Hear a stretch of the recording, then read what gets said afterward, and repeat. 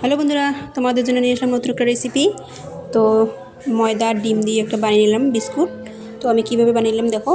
এক বাটি ময়দা নিয়েছি, তারপরে আমি ওখানে শুকনো লঙ্কার গুঁড়ো দিয়েছি, হলুদ দিয়েছি, লবণ দিয়েছি, কালো জিরা, একটু সামান্য পরিমাণ তেল দিয়ে এটাকে ভালো করে একটা ডো বানিয়ে নেব।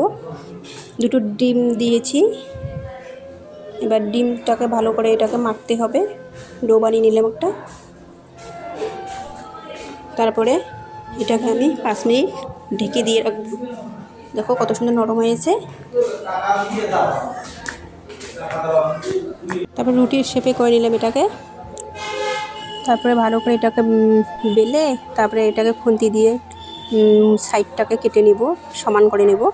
সমান করে তারপর ছোটো একটা গ্লাস দিয়ে এটাকে এইভাবে বিস্কুট শেপে নিয়ে আসবো। দেখতেই পাচ্ছ আমরা কিভাবে এটাকে বানিয়ে নিলাম। তো তোমরা এইভাবে ট্রাই করো, দারুণ খেতে। এটাকে হালকা আঁচে ভাজতে হবে, না হলে ভিতরে কাঁচাই থাকবে, উপরে পুড়ে যাবে। তো দেখো হয়ে গেছে, এটাকে আমি নামিয়ে নেব। দেখো আরেকটা তোমাদেরকে ডিজাইন দেখাচ্ছি। ছোট গ্লাসের দিকে আমি কি বিস্কুট শেপে নিয়ে আসলাম, তারপরে মাঝখান দিয়ে কেটে এইভাবে আমি কেটে নিলাম। দেখো কত সুন্দর এটা বিস্কুট হয়ে গেল একটা ডিজাইন। তো তোমরা এইভাবে বানিয়ে খেয়ে দেখো, দারুণ হয়।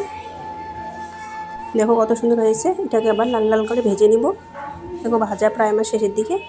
কত সুন্দর হয়েছে, নরম। তোমরাও বানিয়ে খেয়ে দেখো।